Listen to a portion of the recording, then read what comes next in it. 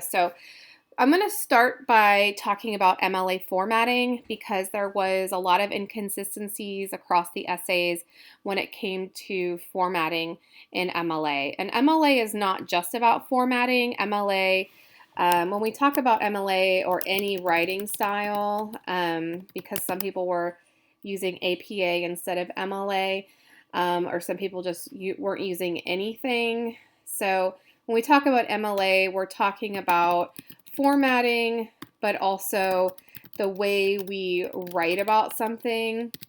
And this has to do with source integration, verb tense, and also how we argue.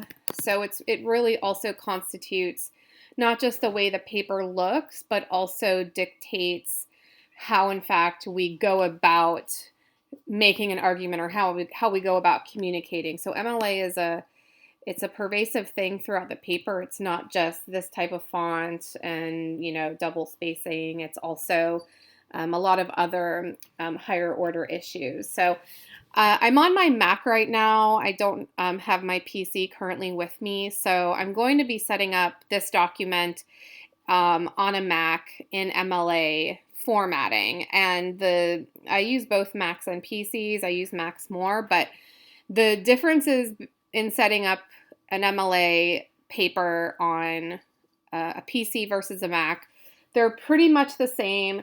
The main difference is when you're doing your page number. So you do it slightly differently on a Mac than a PC. I will be providing a separate screencast for formatting MLA on a PC once I have my PC. But for now, you'll at least be able to see it, which is better than not seeing anything at all. And like I said, and I'll let you know the main differences as I get to them. So when you're formatting in MLA, and then let me make this larger, and then I'm going to use this document also to make notes about the paper, and I'll provide some examples of like source integration and how to do in-text citations and the works cited page and that type of stuff. So when we talk about MLA, so the first things that we want to do are your two headers. So there's, I call them header 1 and header 2. The header 1 is the header that goes in the top right corner up here, and that's the one that has your last name and page number. And then the second header is the header that goes in the top left corner, and that's the one that's got the 4 lines. It's your name, your professor's name, the course, and then the date. So first I'm going to do the headers. I'm going to start with the standard heading. So I'm just going to pretend my name is Joe Smith. And I'll just you can always just use the last name of the professor. That's fine. If a professor prefers something else, they'll let you know. But just the last name is what's prescribed by MLA. And then you'll use the course. You can usually just give the rubric number of the course, which is HUMN142. You could also say Studies in Literature. And then you want to give the date, and today's date, I believe, is the 14th. So, and we do write it military style or European style. We go from smallest to greatest. So day, month, year, no punctuation at all. So the other thing you want to make sure what you're doing with your papers when you're setting them up in MLA is making sure you have the correct font, the correct font size, the margins, and then the spacing. And so I'll address all of that now. So I just opened up a document, and Word, whether you're on a Mac or PC, defaults to this Cambria. Sometimes it's Calibri, depending on what model your computer is, but it's usually never defaulted to Times New Roman, and Times New Roman is the official MLA font. It's also the official APA font. So, and the font size for MLA and APA and pretty much everything is size 12. The margins are 1 inch all around, and the spacing is, yes, my computer is full of stuff. The spacing is double spaced. and I'll show you how to do all of this. So first we want to change the font, so I'm going to select everything on my paper. You can do this before or after, and then I'm going to find my Times New Roman, which is down here. It's going to change that. It's already in 12, so I don't have to worry about that, so my font is correct. I'm going to look at the margins, which are right here. It looks like this up here is called a ribbon in Word. So the ribbon in the Mac, Word for Mac, looks slightly different from the ribbon in the Word on a PC, but they're very similar. And the margins you can see right now, it's set at top and bottom 1 inch and left and right at 1 1/4. So we're gonna set it to what's called normal, which is 1 1 1 1. So that's 1 inch all around. So we're going to change our margins. So I've done that. I've done the font. I've done the margins. Our font size is at 12. And now we want to do the thing that a lot of people forget, not just student writers, but a lot of people forget, is how to do the spacing, because it's not the most user-friendly type of thing to do. But what you want to do is you have to make sure everything is selected. I usually do this before I start writing. I'll set all this up before I start typing. But if you forget or you're doing it later, just make sure you have everything selected. And then you're going to find up here, it's called line spacing. And what we're going to do is we're going to open up a and you don't just want to select one of these. You want to actually open up what's called the dialog box. So a dialog box is any box that looks like this in Word, and there's a lot of them. And this just means that we want to have a dialogue with the software. So we want to tell Word what we want something to look like when we're doing paragraphs, when we're doing spacing and things like that. So right now my spacing is, and the thing you want to look at is spacing. So there's indentation and then there's spacing. So you want to focus on spacing here. You're going to have a before and after and then a line spacing. And right now this is at 0 and 0, which is what you want it to be at. It's normally not set at this as a default. I'm wondering how mine got defaulted to 0 0. It's usually 0 10 or something like that, but you want to make sure that you adjust yours so that your before is at 0 point and your after is at 0 point. And this is spacing for but not only between lines but between paragraphs. And so that's where we notice if this is at like 0 10 or 10 0, you'll see that, and I'll do an example for you once I have more text on the page. You'll be able to see where you can see bigger spaces versus the standard spacing. And then you want your line spacing at double. And so we've got our spacing how we want it. And I don't want to forget that first header up here. So what you want to do is what's confusing about the header is we call it a header, but we don't want to use like headings actually. So we just want to insert a page number. And the easiest way to get into a header is to double click in the header area. You can see that the cursor changes, and it should also change at the bottom. So that's your footer. And how a Word document is built, if I scroll out, you have your header up here, you have this part in here, I just call it the body, and then you have the footer down here. So a Word document views these 3 spaces as 3 distinct spaces. So what you do in this space will not affect this space, will not affect this space, et cetera, et cetera, et cetera. Right, but a header will affect the header on every single page, unless you're doing APA, and then you have to do something else. But we're not doing APA. Same with a footer. If you affect something in the footer, it'll affect every footer on every single page. So the quickest way, like how I got in there, is I just double clicked, and that opened up both the header and the footer for me. And you can double click inside there to open it up. You can double click outside of it to get out of there. So I'm going to double click to get in there.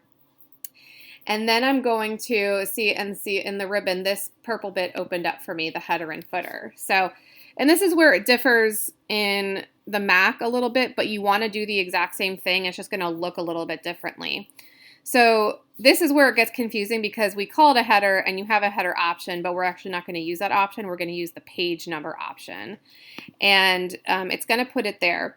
When you're in a PC doc, PC Word doc, it'll give you the option for plain number 3 when you go into page number, and that's actually the one you want. It's called plain number 3, and that'll give you the number on just the number, plain old number on the right side of the text. But on the Mac, we're going to do it manually.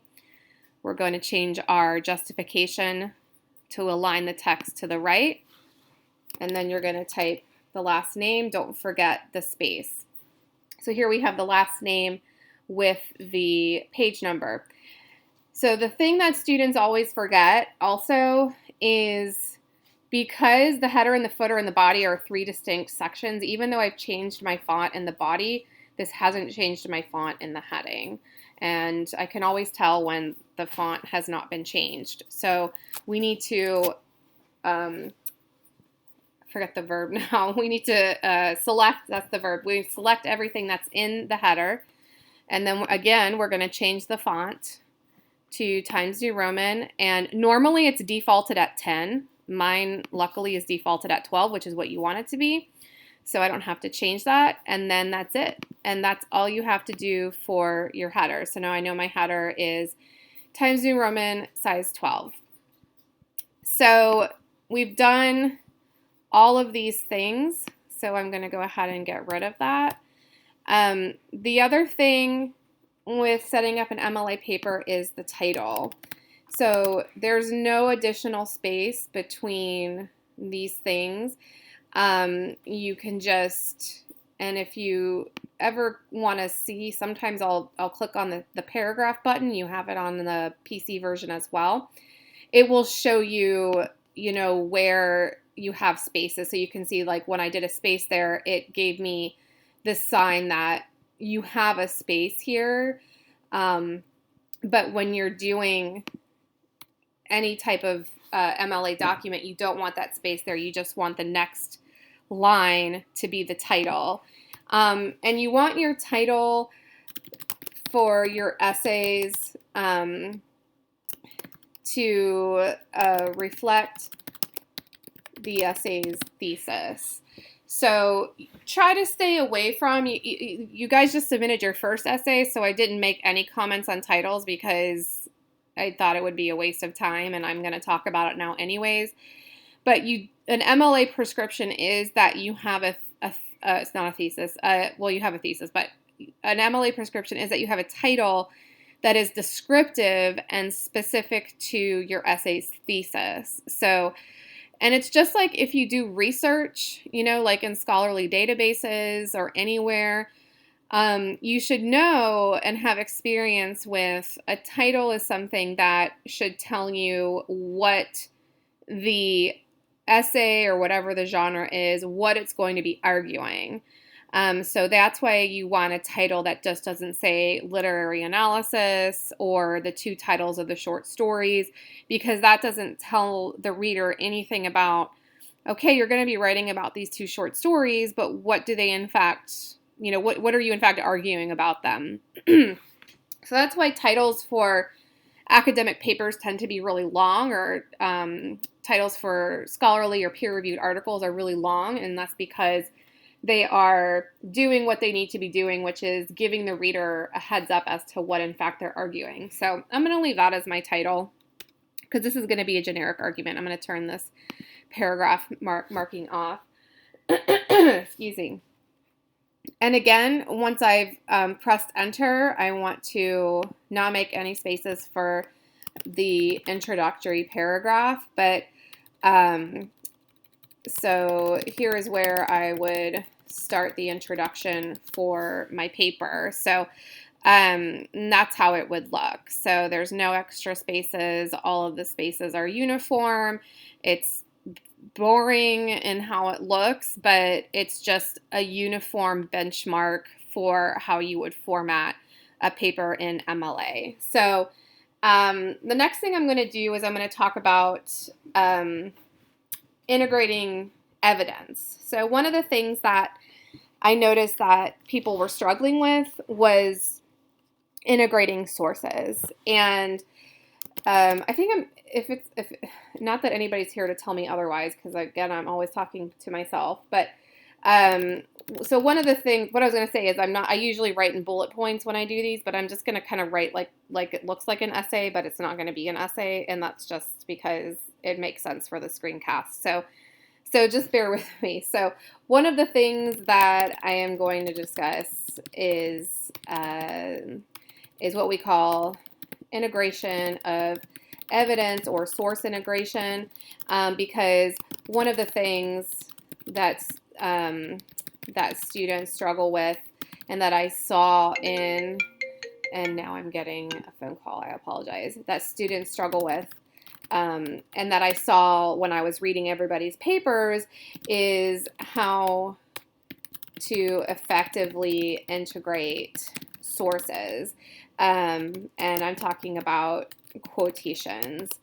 And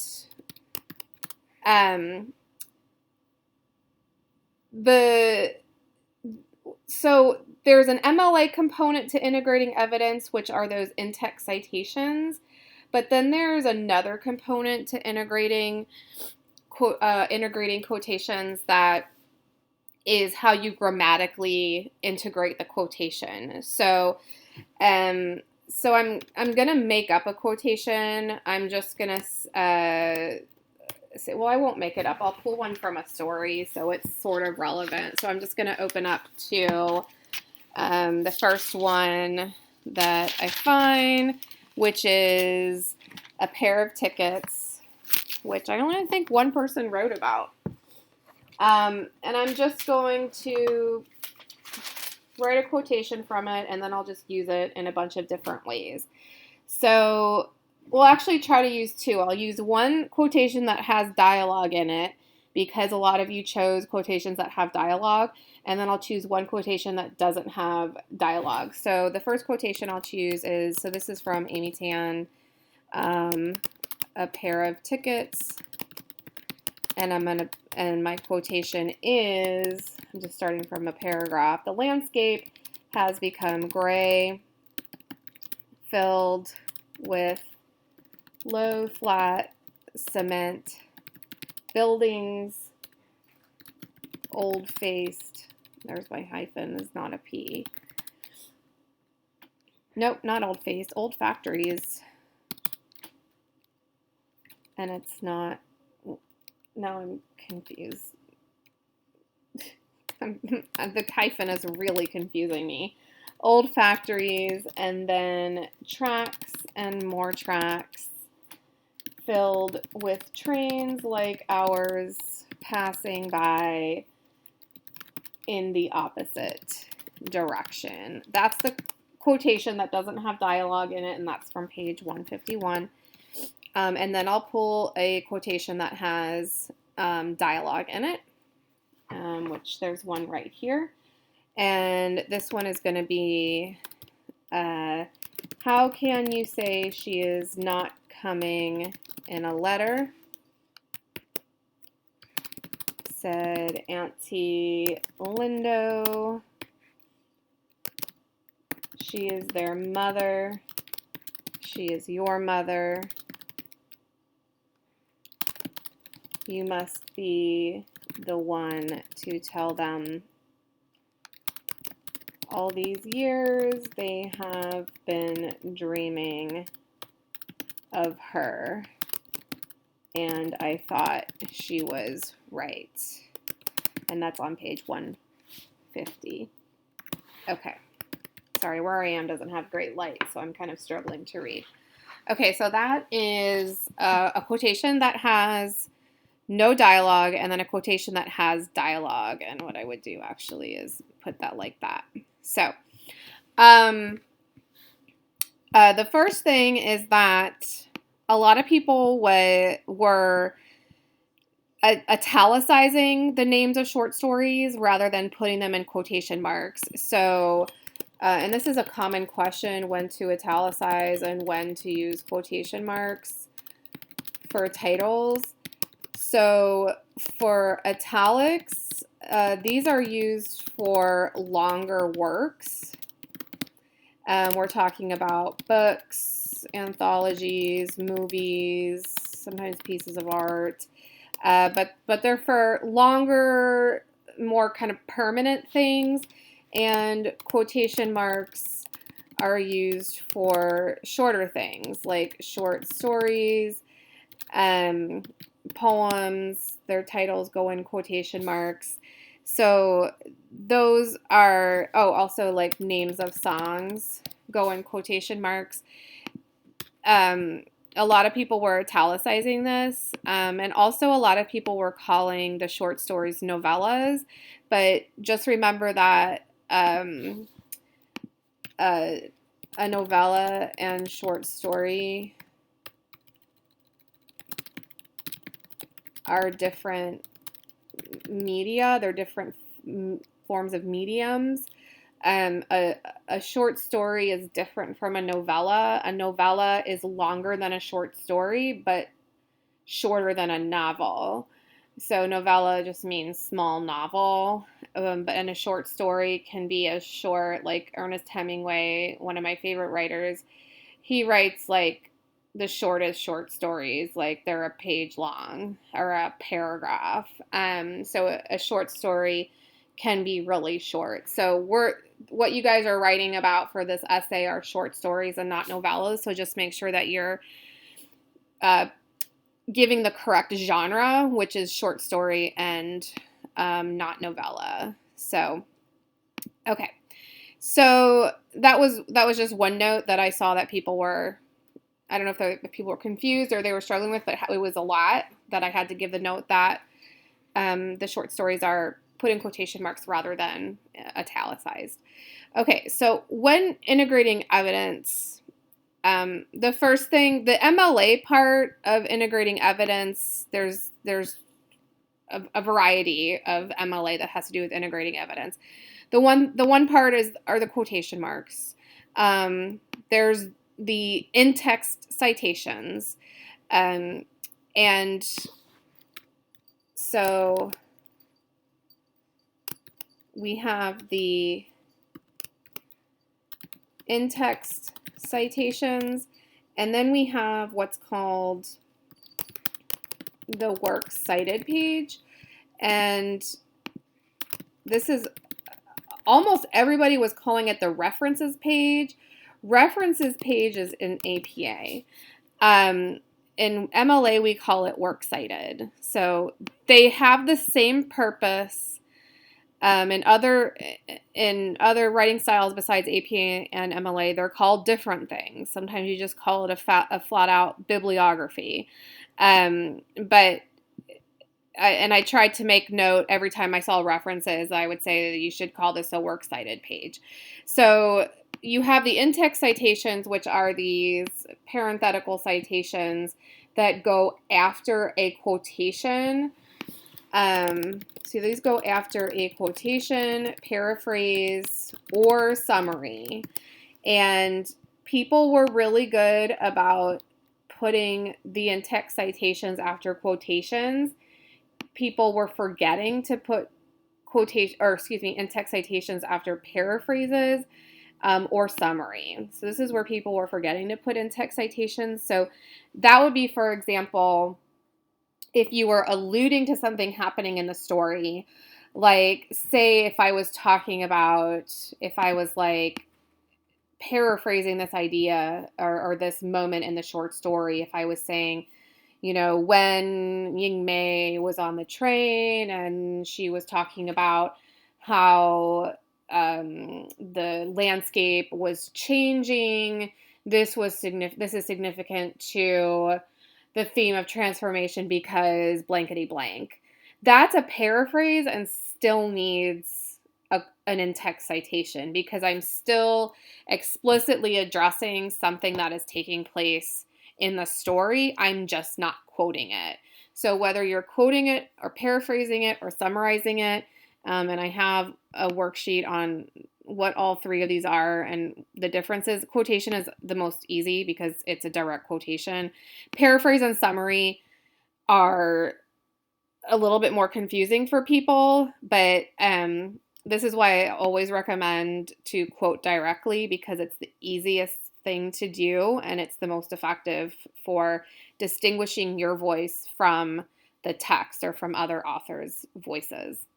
So the thing also with in-text citations is that in MLA we use the last name and then the page number. No punctuation whatsoever. That's very different from APA, which is what you might be used to, which is where you have the last name or names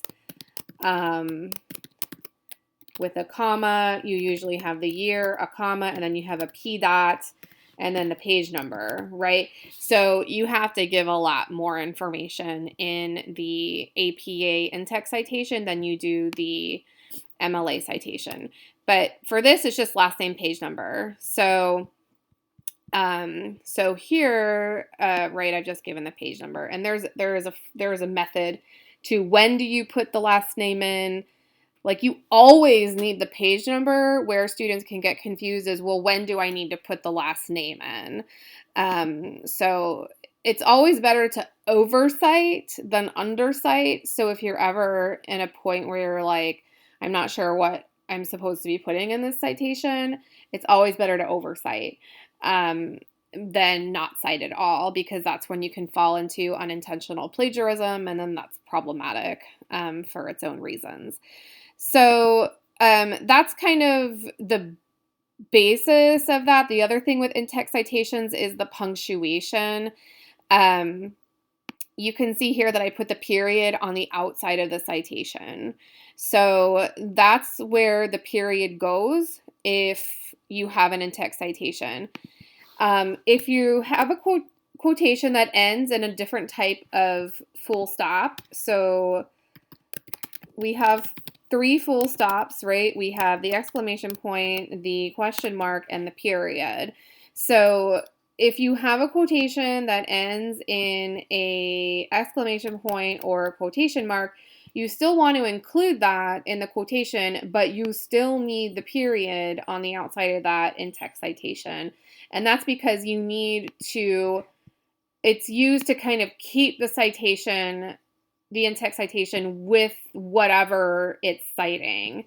If you don't have that and then you just keep writing, then there's no grammatical distinction between, well, when does this end and this begins? So that's why even if you have something here, which isn't very common, I think I only saw it once in all of the papers, you would still have this here. You don't want like that and that. So even if you're, even though I quoted a full sentence, I don't want that period there. I want the period on the outside here. Okay, so now I'm going to, I'm going to pretend I'm writing about a pair of tickets. So I'm writing about, this is going to be a terrible, don't take this as a good essay. I'm just doing this for the sake of showing you how to integrate quotations. So I'm writing about Amy Tan's short story. The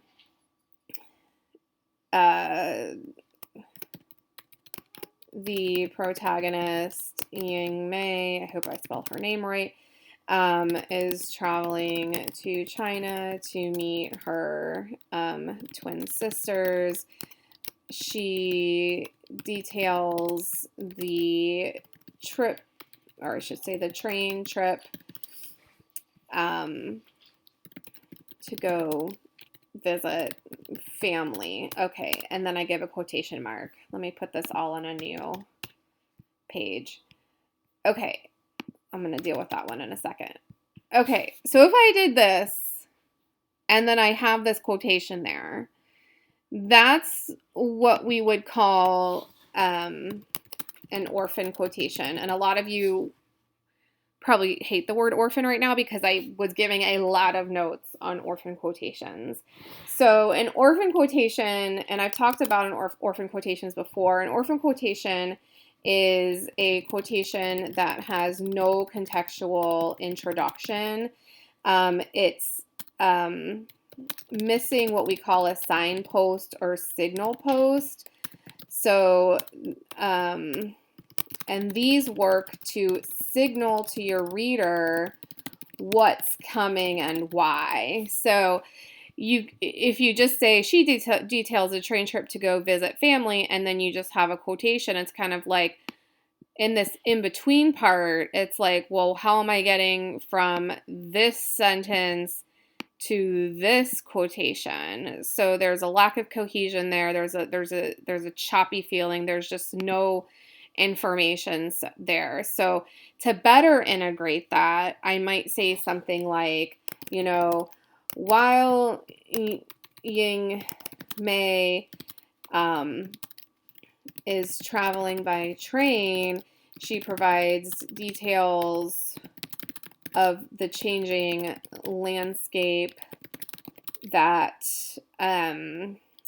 underscore the theme of transformation in the short story.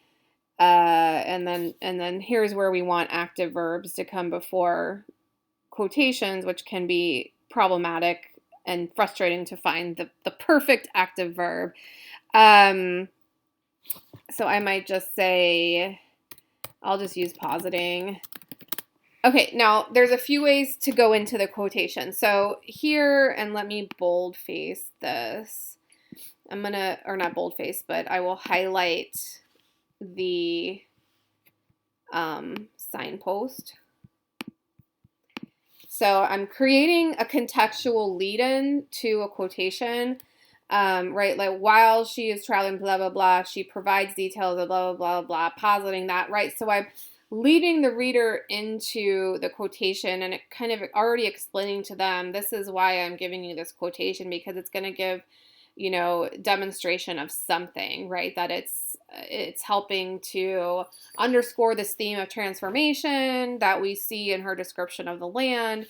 Now, there's a variety of ways, because if we read this, positing that the landscape, now if you imagine that this wasn't a quotation, and this is when we talk about the grammatical integration of evidence, right, of sources, of quotations, however you want to say it. The grammatical integration is as important, because if you don't integrate, you first have to pick out apt quotations or apt evidence, and then you have to integrate it. So you not only need a signpost, but you need it to grammatically flow with your entire work. So if you imagine it not as a quotation, you would immediately say, why is the capitalized, right? So that's where you need to make grammatical choices about how you grammatically integrate the quotation. So there's a few ways that you can go about doing this. I have a that, this is called a that clause before the quotation, which is very common. When you have a that clause, when we're talking about words, it gets confusing. The that replaces a comma. So you can choose to have a comma go before a quotation, or you can have a that. Those aren't the only two ways. They're just the two most common ways. When you have a that, there's no pause between your words and the quotation. So when you do that, you have to decide on how you want to integrate the quotation. So from here, I can either lowercase, I can change the actual quotation, and I do that with brackets. I could either make that lowercase, or because it's just it's just an article, I could just have the quotation start there and I could add my own the.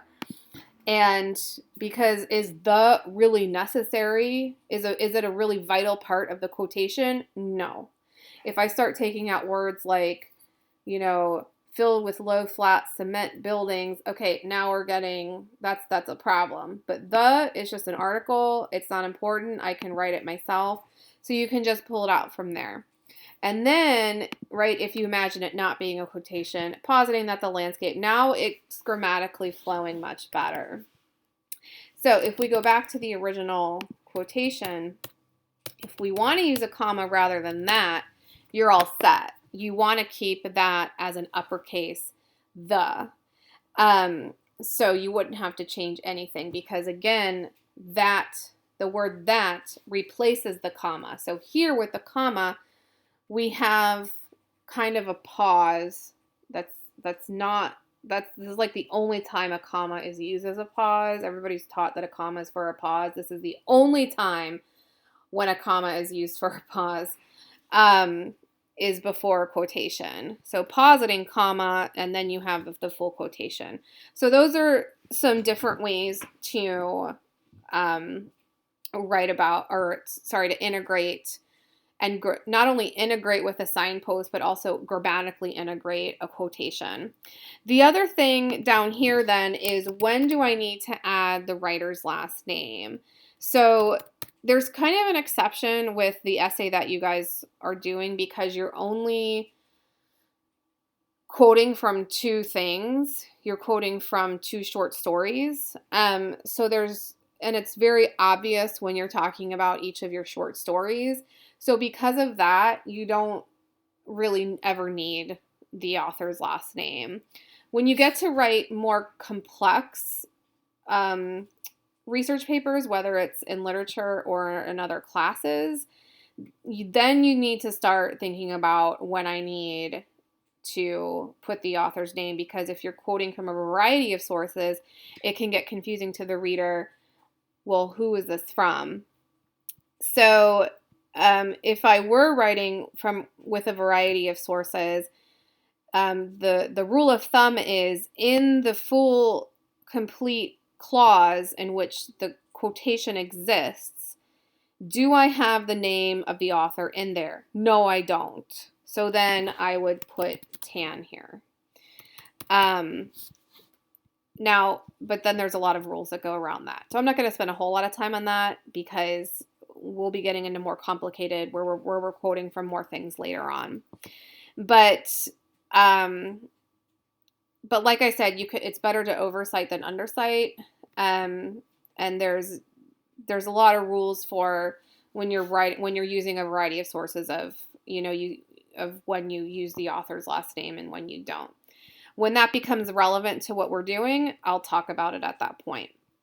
Okay, so I'm going to do the same thing, but now, I'm not going to do the same thing with this because I would tell you the same thing. I just wanted to show you the punctuation, the grammar of how to quote a quote within a quote, because there's a lot of dialogue in these stories, and you guys are choosing quotations with dialogue, which is totally fine, and for the most part it's working out.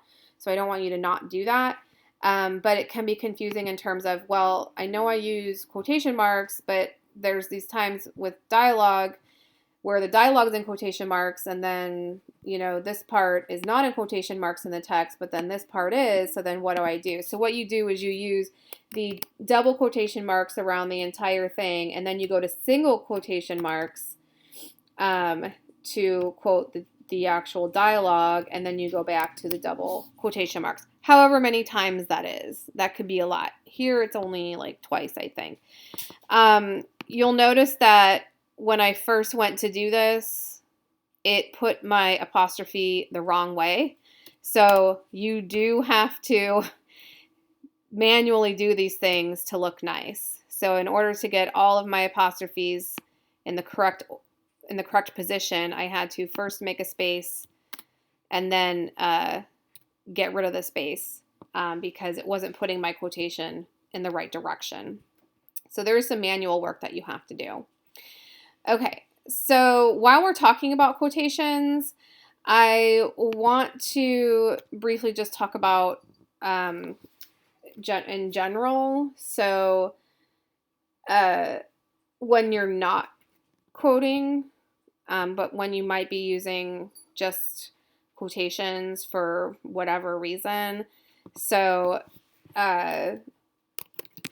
I'm going to say something like, we'll just use, here I'll say theme is a significant part of Amy Tan's short story, A Pair of Tickets. Okay, this is the best way I can think of how to demonstrate that. The period goes on the inside of the quotation marks. So, and I'm telling you this because I saw a lot of that, and that's actually British. The British do the exact opposite, or we do the opposite. Someone does the opposite of somebody. So for example, here, they would do the opposite. They would do single quotation marks on the outside and double quotation marks on the inside. They would use single quotation marks rather than double quotation marks to go around things like that. I've had to write articles, or I've published articles in British journals where I have to change all of my punctuation to be British punctuation. So in America, though, if you're doing American academic writing, the punctuation is, the period goes on the inside when you're doing something like this. The only exception is if you have a citation, then you move that period to the outside rather than the inside. So that's the one exception. Well, I lied. There's always other exceptions, right? And that's with what we call block formatting, which a handful of you did. And so I do want to talk about block formatting for a second. And I will do that with this one up here. And so in order to talk about block formatting, we need to talk about short versus long quotations. So you really only need to know that long quotations in MLA are considered quotations that are 4 or more, or I should say, I need a preposition there, that are on 4 or more lines of your manuscript. We do call it a manuscript. You can call it an essay. We call it a manuscript. Please call it a manuscript on your manuscript. So if you have a quotation, and we're not talking about what it looks like in whatever text you're reading, we're talking about what it looks like here, right? This is my manuscript. It's not a great manuscript because it's just to show you things, but it's not, the line took up, it was only 2 lines in the book I was reading, but it's 6 lines in what I'm typing, right? You would go off the 6 lines in your manuscript rather than the 2 lines in the text. So, and anything shorter than this is just what we call a short quotation. So, and this, for example, is a short quotation because it's on 1, 2, 3 lines, right? This down here would be a short quotation because it's 1, 2, and it goes on to the 3rd line. So I'm just going to keep adding until I get to a long quotation from this. I'll probably just do the next sentence. So if I stop after the opposite direction, I see platforms with, crowded people. I can't read or write today. Crowded with people wearing drab Western clothes with spots of bright colors, little children wearing pink and yellow, red and peach. End. Are we on 4? We are. Great. I don't need that. Okay, now we have a long quotation because now this is on 1, 2, 3. It's going on to 4. It's almost going on to 5 lines. So when you have a block quotation, the first question you want to ask is, do I need all of it? Block quotations are not the best thing to have, or I shouldn't say they're not the best thing to have. They're just things that you want to make sure that every word from that quotation is absolutely vital to whatever it is you're trying to argue. If it's not, your reader's going to be like, why are you giving me all this unnecessary information? So it's not common that you should be using block quotations, especially in shorter papers. And I've talked about it before, the shorter the quotation, the better, because the rule of thumb is the longer the quotation, the much longer your analysis of that quotation needs to be, and that can become a real frustration as a writer.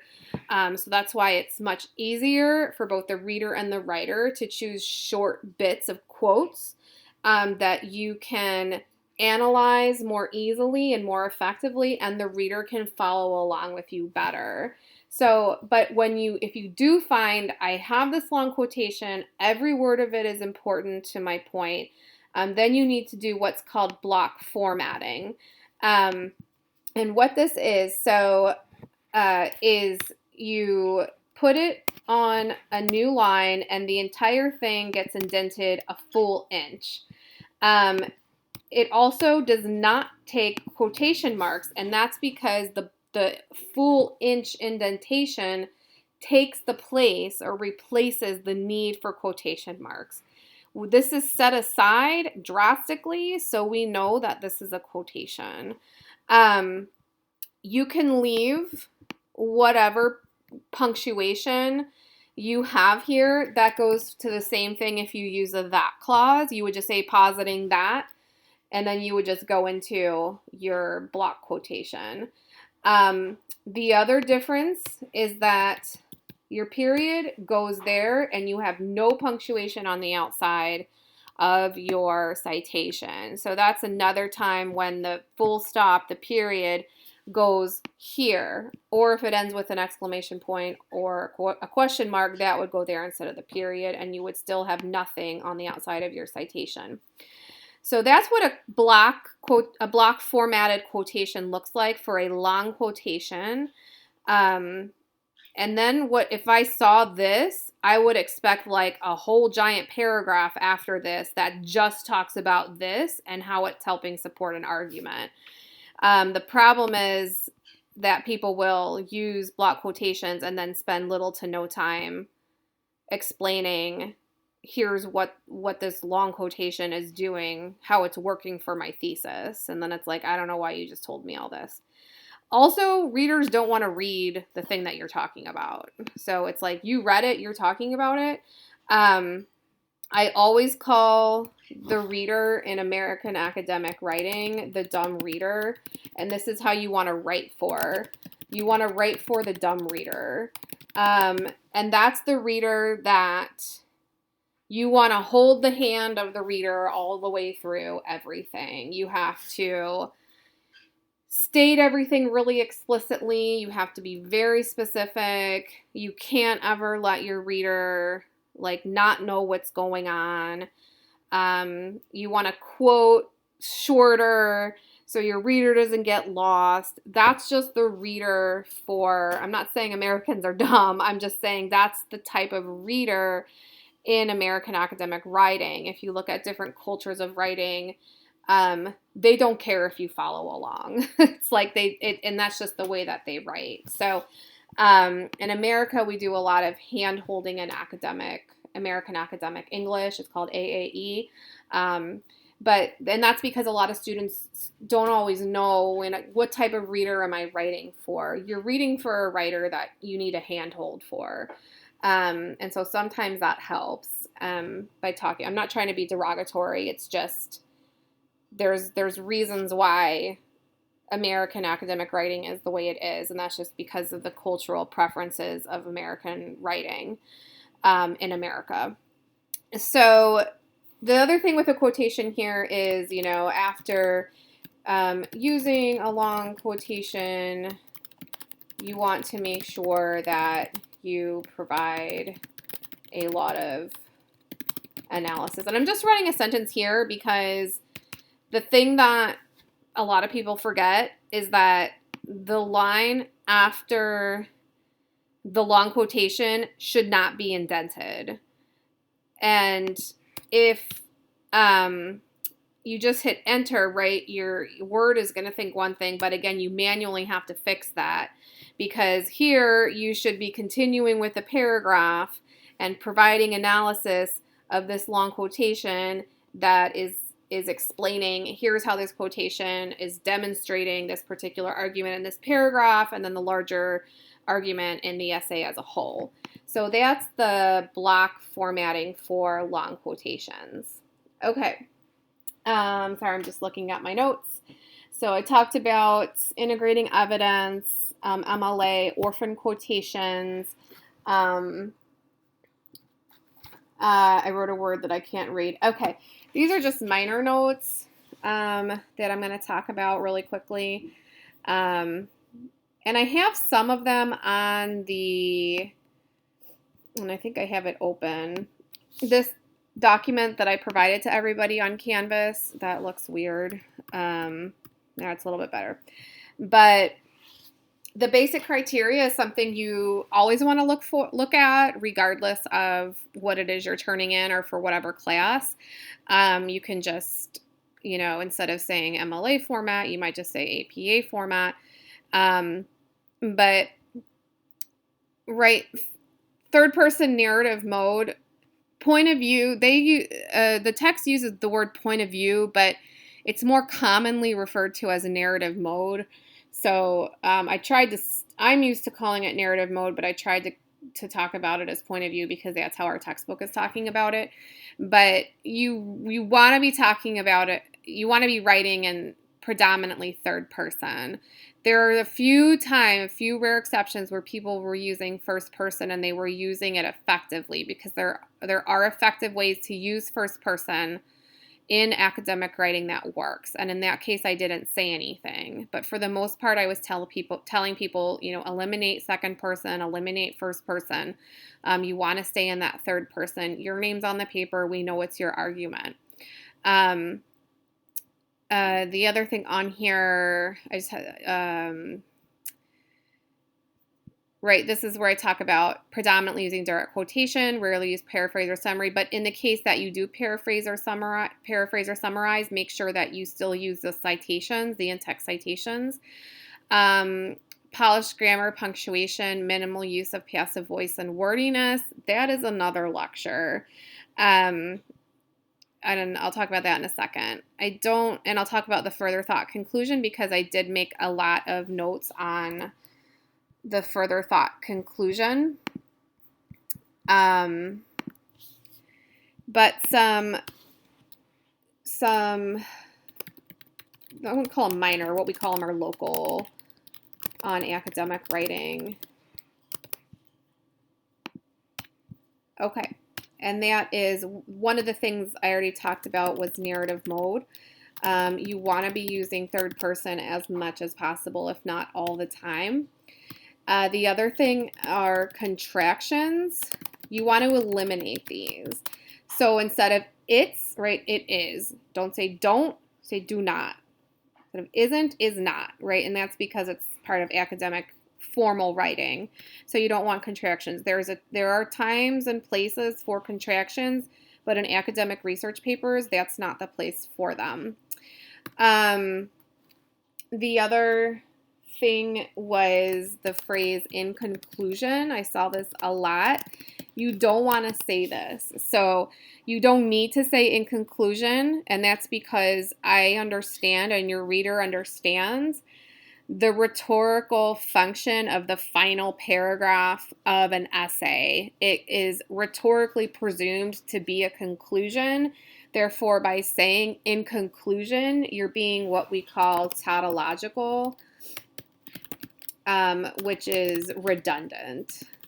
So it's basically like saying in your introduction, you might say, this introduction addresses blah, blah, blah, blah, blah. Again, there's a time and a place when you might do that in certain types of writing, but for standard essays like this, you don't do that. So, and I tried to cross out every time I saw in conclusion. I was like, no, get rid of it.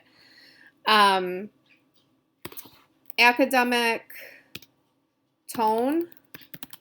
So I used the word colloquial quite a bit as I was providing feedback, and this is informal language. So you want to make sure that you're maintaining academic tone, that you're not using idiomatic language, phrases, jargon, cliches, anything like that. You want to always try to maintain formality when you're writing. And that doesn't mean using big fancy words. It just means using,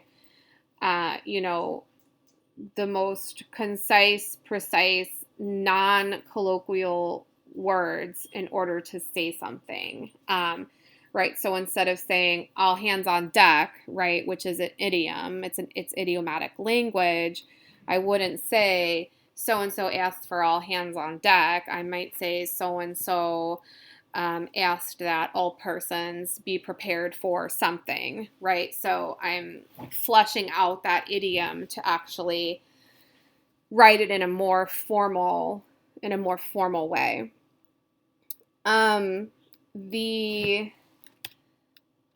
Those are, I think, I'm trying to think of the majority of local notes that I was making, because that's all I have in my notes. And there were others, but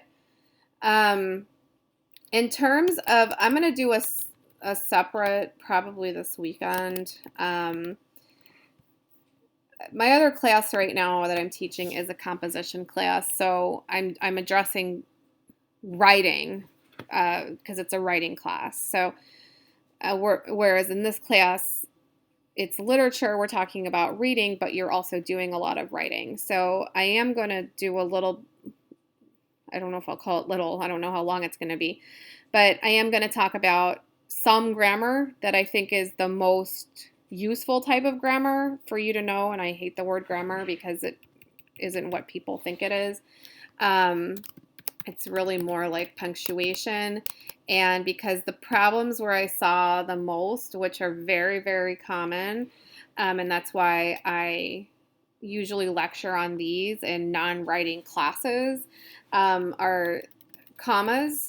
The most problematic. Doesn't matter what discipline, doesn't matter what I'm teaching. People are very perplexed by commas. It took me many years. I feel like I know every comma rule there is to know now, so I'm very confident in teaching commas. With commas comes conversations of semicolons and colons. That just goes along with the conversation of commas, and with that comes the conversation of coordinating and subordinating conjunctions. And all of these together, when we're talking about commas, semicolons, colons, coordinating and subordinating conjunctions, that all has to do with how we join sentences. So it's how we create complex sentences and complex compound sentences. So that's why I consider these to be some of the most important grammatical things to understand, because if you know how to do this, you can pretty much get by with everything else. The other thing I saw a lot of struggle with were possessives, and that's the use of apostrophes.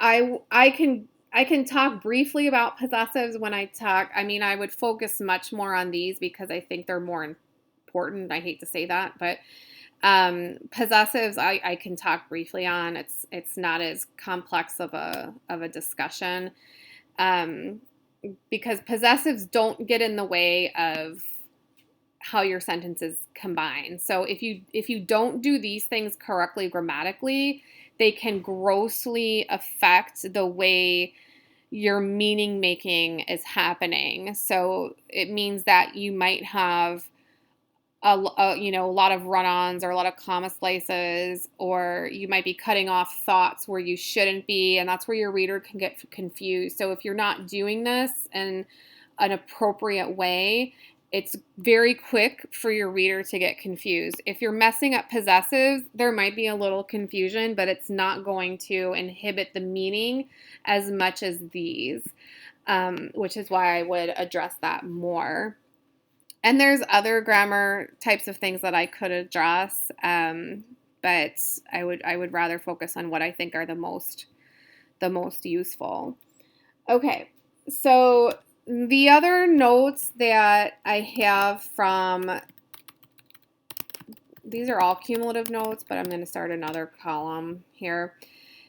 Cumulative notes from the essays. The introductions, I think for the most part, the introductions were the most problematic, right? So if we think about the essay in terms of the intro, the body, and the conclusion, the introductions are where the most struggles seem to be happening.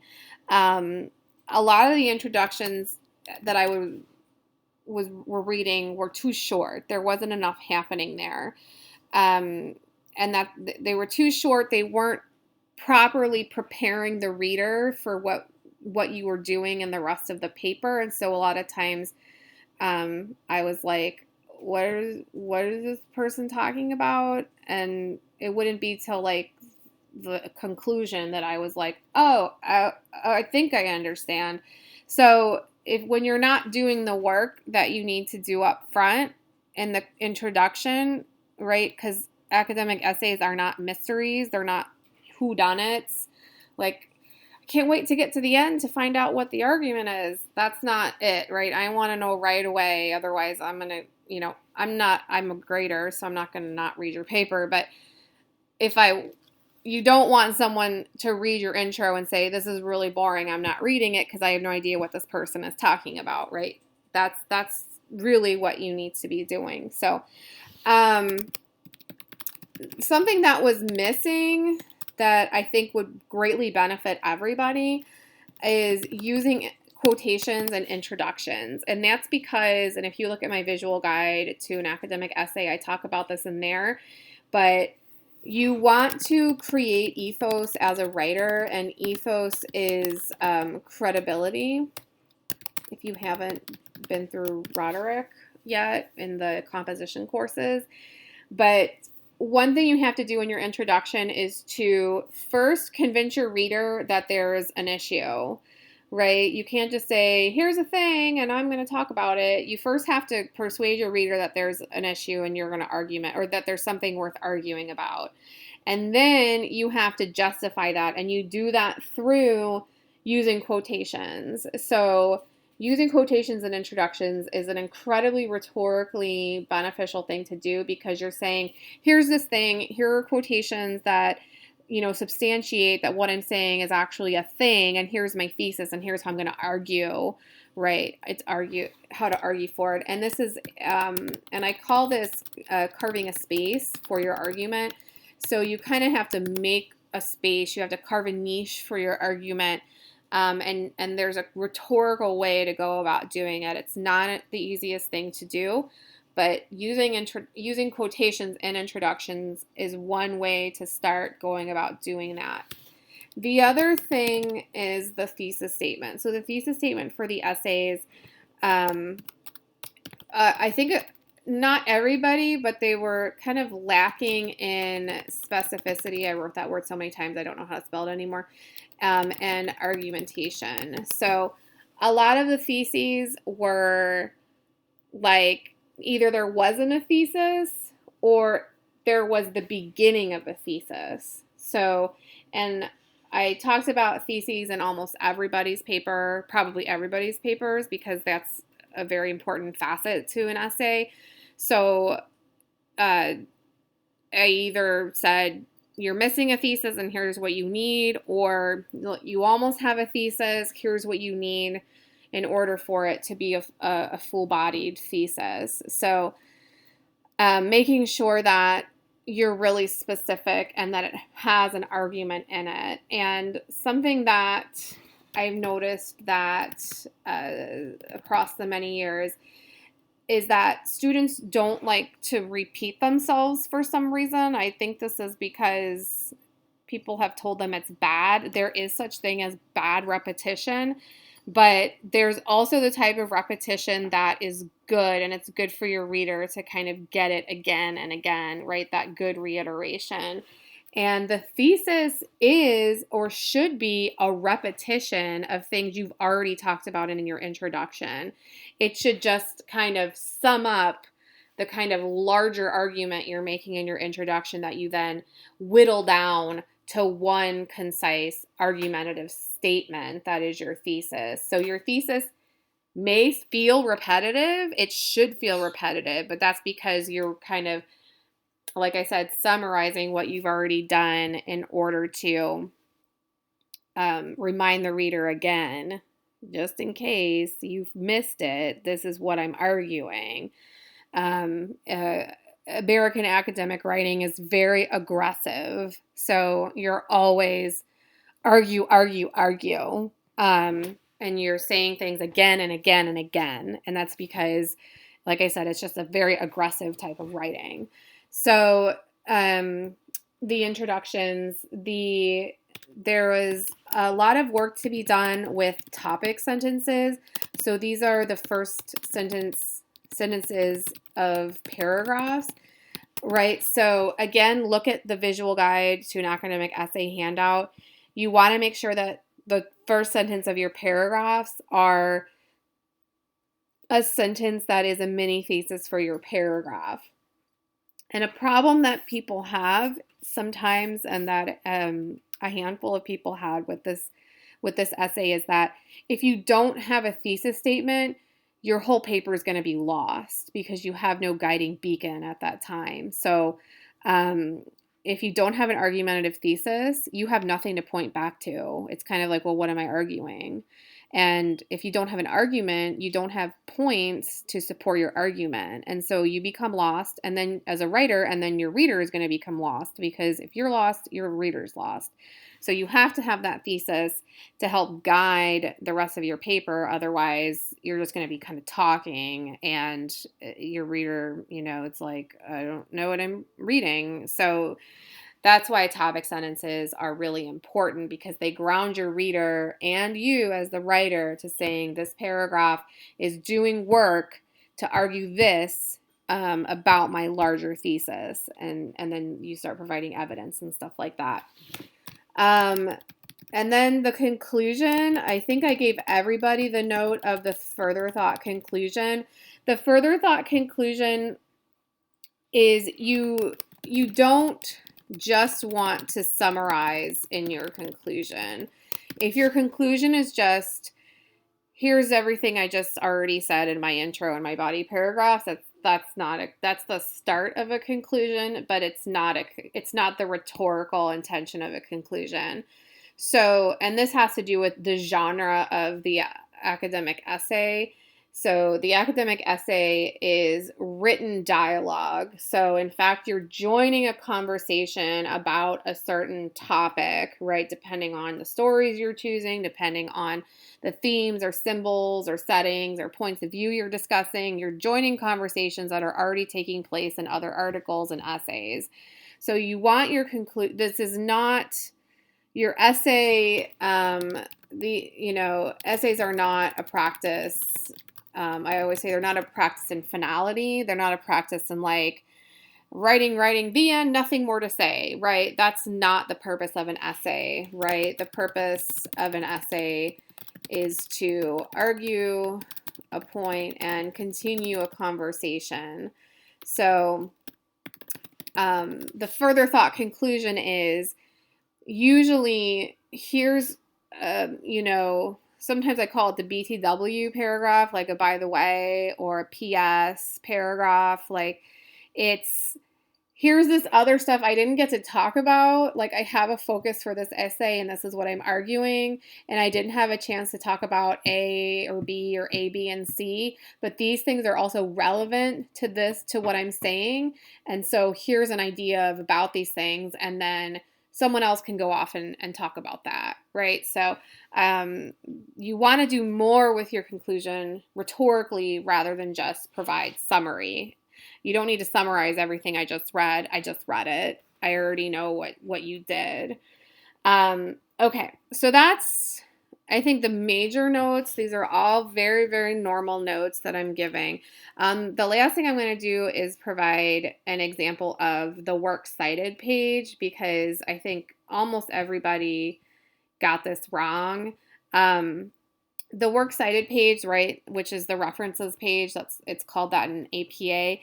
You want to make sure whether you're an APA or MLA that you start your works cited page on a new page. So if you end your essay, like say I ended my essay here, like the end, you want to make sure you go to a new page.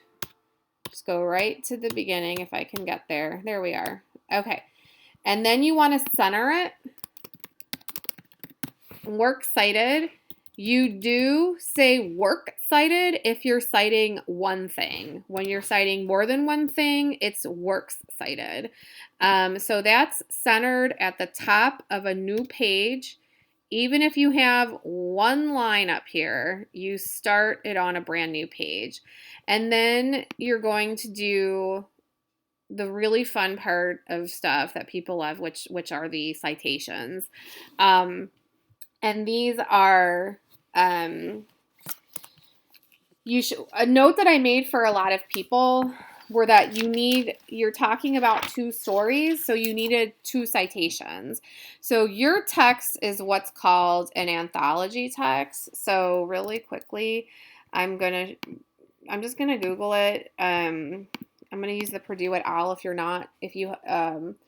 you have the MLA textbook, that's great. If not, use the Purdue et al. So if I just say OWL MLA, that's going to give me citation information for the 8th edition of MLA, which is the current edition. And so what I haven't been on here in a while because I don't use MLA very much, but we're going to look at, okay, so what MLA, and this is the Modern Language Association, what this tells us here, works cited page, you can see this is all works cited. This is telling you the citations for different mediums. Media is the plural of medium, and I hate saying mediums. So they're the different media of sources that you can use in your essay. So this is basic format. This is just like the most basic thing. So, and then it has books. Periodicals are things that are published periodically, like newspapers, magazines, scholarly journals. Electronic sources, or if you're citing a website or anything like that, and then it just has other stuff. So you're citing a book, so you would go on here, and I don't want to get mad because it's 8th edition, and I can address that I don't like the 8th edition, but I'm not going to say it. Okay, it's great. Okay, so and they should, and then it's going to give you a variety of things. So right, book with one author, book with more than one author, 2 or more books by the same author, because sometimes you'll, have the same author and you don't want to confuse it for your reader. Book with no author, translated book, republished book, edition of a book, anthology or collection. That's what you're citing. Your textbook is an anthology. An anthology is a text that is edited. So it has an editor, which is why you see editors here. And then, sorry, I'm looking at these citations and I don't like them. A text is an editor who compiles or curates a variety of texts to go on a particular book. So it could, so that's why a lot of textbooks are anthologies. So our textbooks editors are, and I'm going to say her last name wrong, but X.J. Kennedy and Dana Gioia. I don't know how to say it. Those are our textbook editors. So those two people got together and said, okay, we're going to publish this anthology on literature. What are all of the texts from different authors that we want to put in this text? So that's what an anthology is. They're very common in academia, right? And it says it right here, or I think it does, or maybe it doesn't, and I just explained it to you. Right, and it says you can either cite an entire anthology, which you're not doing. Right, so this one lists the editors. You're not citing the entire thing. You're actually citing this here, a work in an anthology, reference, or collection, right? So if you're citing, for example, Amy Tan's A Pair of Tickets, and James Baldwin's Sonny's Blues, because it's the next one I have in the textbook, right? This would be the type of citation you would do for this particular paper. And you can see, and I'm just going to copy and paste this. I'm going to make this bigger. I'll put that in there. It's going to be the wrong color, text, font, everything. I'm going to change that by just going back there. So, and you also want to make sure that it is in alphabetical order. So Baldwin, obviously B comes before T and Tan. So I would have James Baldwin first, right? Last name, first name. The title of, it says essay, but in this case, it's a short story, right? So it's Sonny's Blues, like that. And then you have the title of the collection. So the title of our collection is, and take note that this is in italics because it's a large, longer, big book. So it's literature, comma, an introduction to fiction, poetry, drama, and writing. And then there is a comma there, and it's edited by, and then we have our editor's names, X.J. Kennedy and Dana, G-O-I-O-I-A. That's a lot of vowels. And then, sorry, again, I always point at the screen. And then there's another comma there. And then you want the publisher. And when you want to go to the copyright page, hopefully all of you are familiar with looking at copyright pages. They're just those pages in the beginning that tell you like the publication history of a text and, you know, where it was published. So the publisher for this particular text is Pearson. And then the year this text was published, you want the most recent year in this case is 2016. And then the page range of entry, so that would be the pages that Sonny's Blues comes in this text. So that's page 49 through, and I'm flipping through right now, 69. And then it ends with a period. So that would be the citation for Sonny's Blues. Now the thing you need here, however, is a hanging indentation. So the hanging indentation is where you indent when a citation goes on more than one line. You need to have a hanging indentation. And you get this, you want to do this manually. I always recommend doing all things manually in Word because you have more control over it. But up here, you have this little hourglass shaped thing. This is what controls your indentations and your margins and that type of thing. So you notice I've put the cursor on the second line and I'm going to move the bottom triangle, I guess is what that is. And it sometimes takes like one or two tries. It's not, okay, or you can do it this way. There we go. I just want the bottom one moved. So you can see I moved that to 1/2 inch. And that's given me my hanging indentation. And so then what I would do is really to save time, I would just copy this because I'm all about working smarter, not harder. The only things I would have to change on this would be, because I've already got all of the information on the text, and I would just have to change the page numbers for a pair of tickets, which I can't find now, so I'm just going to make them up. I'm going to say it's on page 37 through 89. That's totally wrong, but I just want to show you that that's how your works cited should look for this particular essay. And the hanging indentation has nothing to do with you and everything to do about the reader, and that's because it allows the reader to look easily through the last names of the author so that they can find whatever they want to find. it makes more sense when you see a works cited or references page that has like 30 or 40 or 100 citations on it, because then you can look through really quickly, find the last name, and then you can find the source that was used. So this has nothing to do with you and everything to do with me. So it's all about the reader being able to quickly locate the citation that you used in the in-text citations in your essay. And again, you want to make sure that they are alphabetized and that you want to look at the 8th edition, because I did see some prints appear, and the 8th edition got rid of that. So there used to have to say print or web. Now you don't say anything. The pages imply that it was in printed form, that it's in printed form. So that's the works cited page.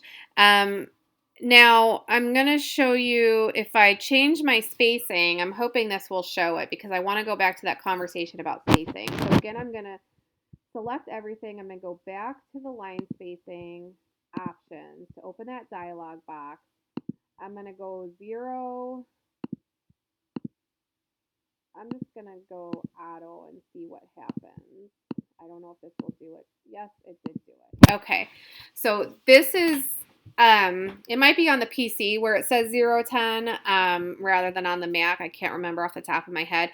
But hopefully you'll be able to see that even though the spacing here is standard, and that's what we want, you'll see that the places where we pushed enter, where I pushed enter. So I didn't push enter here, right? I just kept typing and then it went on to the next line. So to that, when I did that, Word said, okay, you want your spacing to be like this. Here I pushed enter, here I pushed enter, here I pushed enter, here I pushed enter, here I pushed enter, right? I pushed enter in all those places. You can see that the spacing is bigger. So when if I ever made a note that was like, you need to, fix your spacing per MLA, or you don't need these extra spaces between paragraphs or between your title and your introduction, that's because your spacing is incorrect. And I don't remember and it does it also to the works cited page, because here's a place where I pressed enter. So anytime you hit enter, you're telling Word to format your document in a particular way. And so that's why you want to go into that line spacing dialog box, the paragraph dialog box, and say, no, Word, I want my spacing to be nice and uniform. And now you can see that all the spacing is uniform through everything, and our works cited will be back to what it was, nice and pretty. Okay, so that's everything I'm going to talk about MLA for now.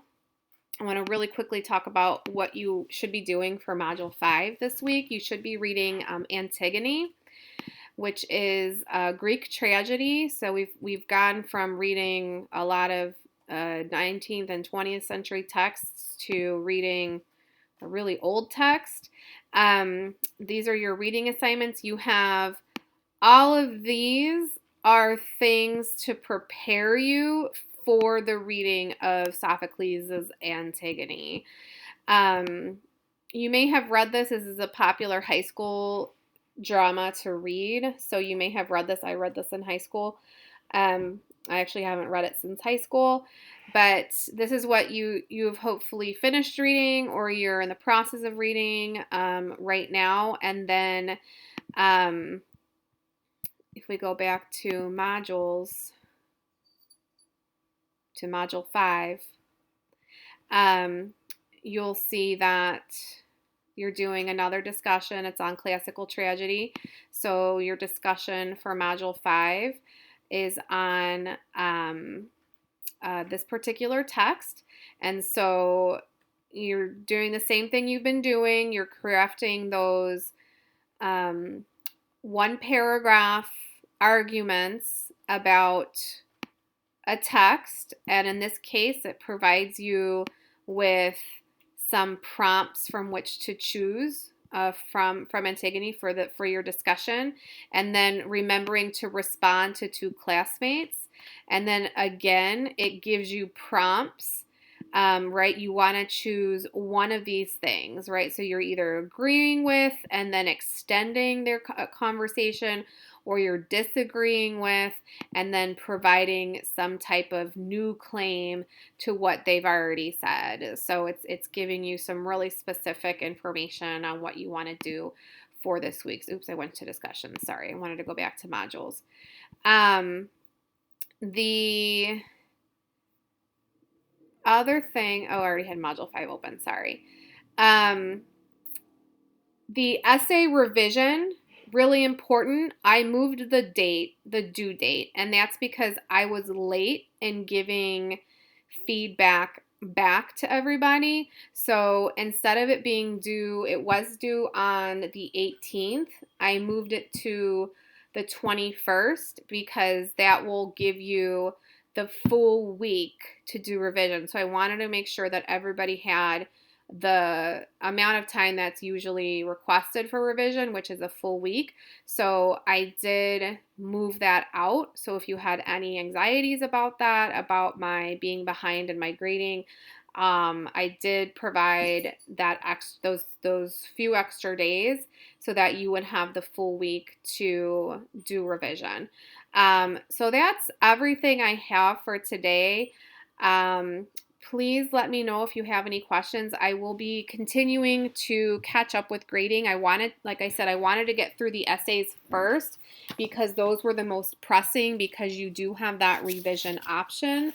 Again, you don't have to do the revision option. That's why it's called an option, but it is there for you. I provided a lot of feedback in the speed grader of Canvas. If you're having problems viewing feedback, you shouldn't. But if you do, let me know. I believe you can access it through, if you go to like you're turning in the assignment, you should be able to see it, and then you'll see my feedback in there.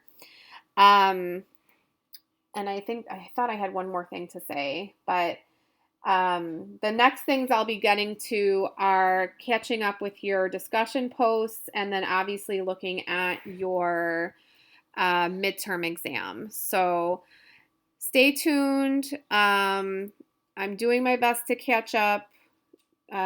You've got your Module 5 work and now your essays, if you're doing the revision, to work on that. Otherwise, I will be in touch soon, and please feel free to contact me if you have any questions in the meantime. Okay, bye-bye.